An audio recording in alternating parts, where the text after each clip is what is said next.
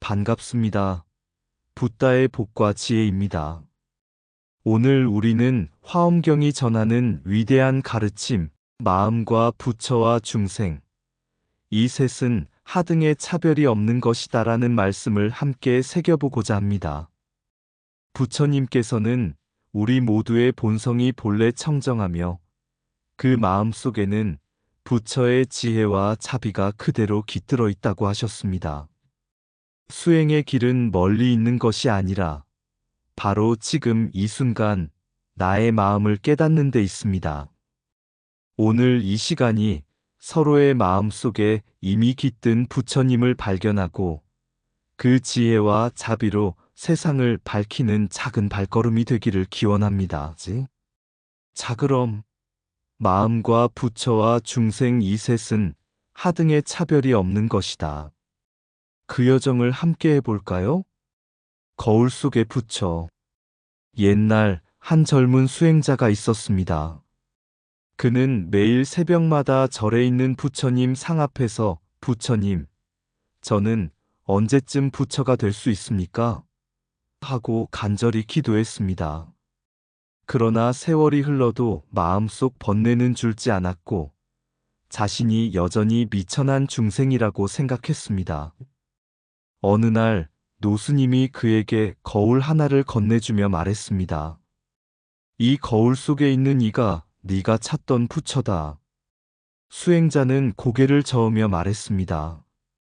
스님, 거울 속엔 제가 있을 뿐인데요. 노스님이 웃으며 대답했습니다. 그렇다. 그대가 부처를 찾으려 애쓰는 동안 부처는 이미 그대의 마음속에서 웃고 있었다. 마음이 곧 부처요. 부처가 곧 중생이다. 거울 속의 그대를 바로 보거라. 그 순간 수행자는 깨달았습니다. 멀리 있는 줄 알았던 부처는 한 번도 자신을 떠난 적이 없었음을. 두 스님의 탑. 당나라 시대 서안 근처 종남산 자락에 한 고승이 있었습니다. 그가 바로 중국 화엄종의 초조 두순 스님입니다. 두순 스님은 마음 부처 중생은 본래 둘이 아니다라는 가르침을 깊이 설하고 제자 지엄 스님에게 그 뜻을 전했습니다. 지엄 스님은 다시 의상과 법장 같은 걸출한 인물들을 길러내어 화엄의 꽃을 동아시아 전역에 피웠습니다. 세월이 흐른 뒤 서안에서 종남산으로 가는 길목에 아름다운 탑 하나가 세워졌습니다. 이 탑은 멀리서도 하얗게 빛나 보였고 그 이름은 화엄탑이라 불렸습니다. 탑 안에는 두순 스님과 지엄 스님의 사리가 모셔져 있었습니다. 마을 사람들은 그 탑을 단순한 건축물로 보지 않았습니다. 그들에게 화엄탑은 모든 생명은 본래 부처와 다르지 않다는 가르침을 상징하는 등불이었습니다.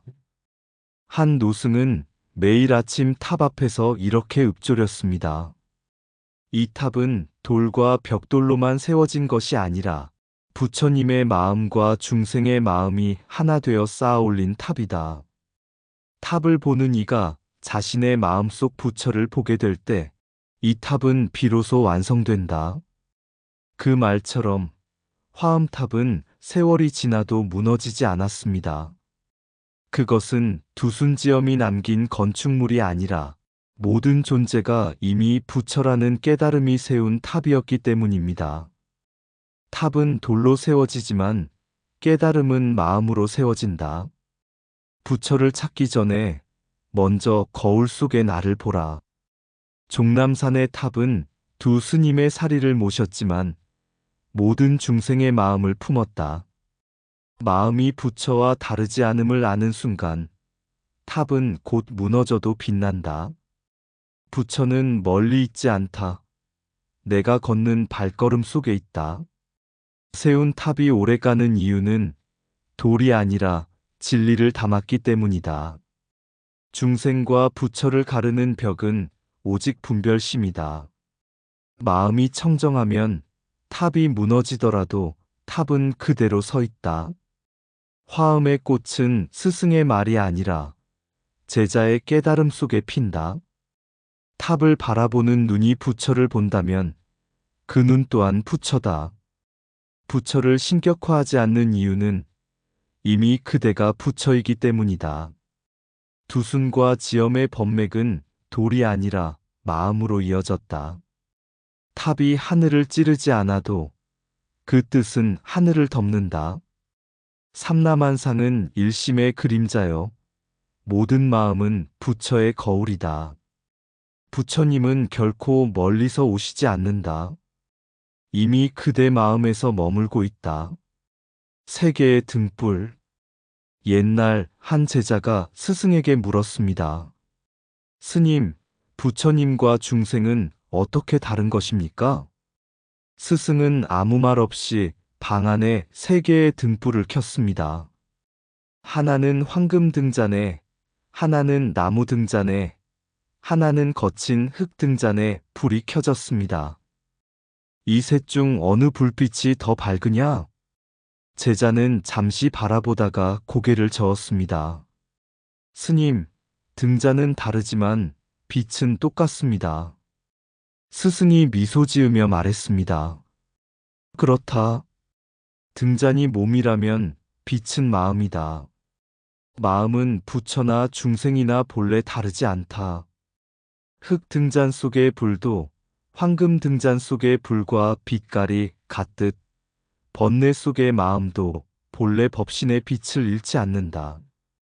제자는 그제야 깨달았습니다.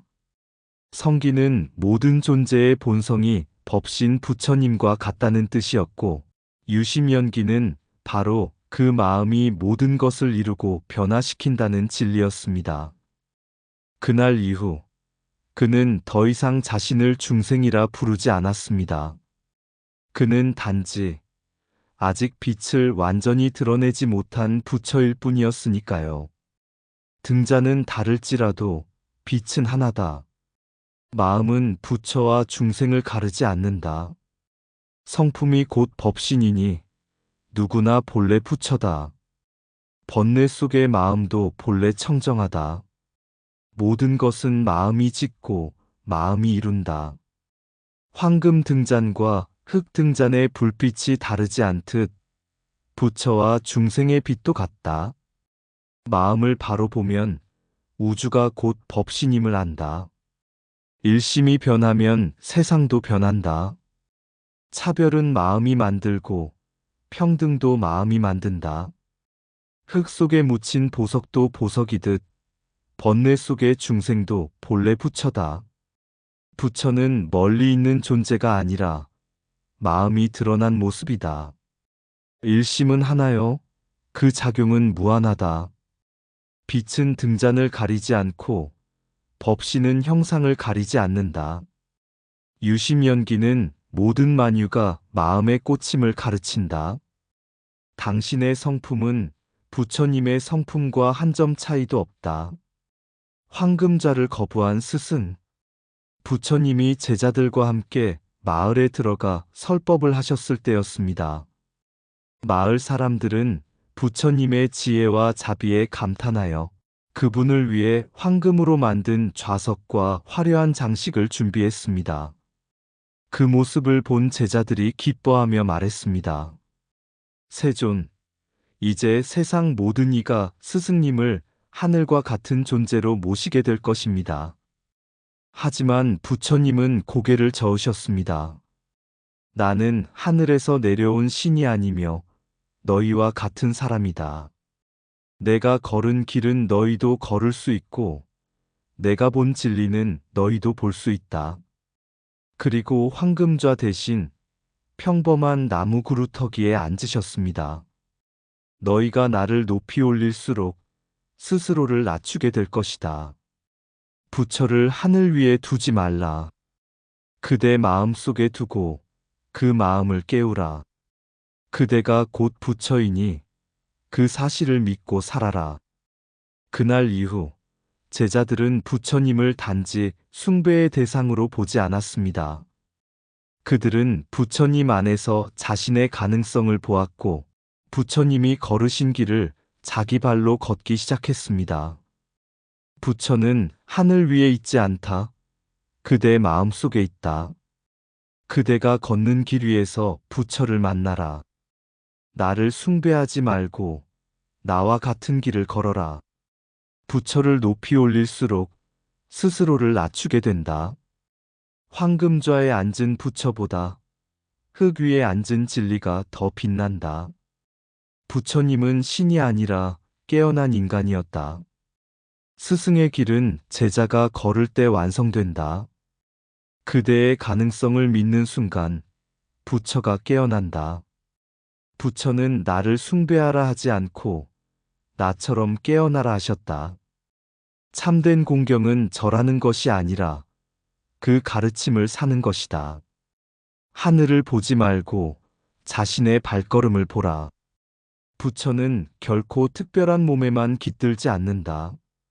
스스로를 낮추는 믿음은 깨달음을 멀리한다. 부처님의 위대함은 신격화가 아니라 평등에 있었다. 그대가 곧 부처라는 사실을 잊는 것이 가장 큰 무명이다. 연꽃과 진흙. 연못가에 한 청년이 있었습니다. 그는 자신이 번뇌와 실수로 가득한 존재라며 한숨을 쉬었습니다. 이렇게 더러운 진흙 같은 내가 어떻게 부처가 될 수 있겠는가? 그때 지나가던 한 노스님이 연못 속을 가리켰습니다. 거기에는 진흙 속에서 피어난 하얀 연꽃이 있었습니다. 저 연꽃은 진흙 속에서 자라지만 그 빛은 진흙에 물들지 않는다. 부처의 길도 이와 같다. 그대가 번뇌 속에 살더라도 본래의 성품은 더럽혀지지 않는다. 그대가 곧 부처라는 것을 깨닫는 순간 이미 꽃이 핀 것이다. 청년은 연꽃을 오래 바라보다가 미소를 지었습니다. 그는 진흙 속을 더 이상 부끄러워하지 않았습니다.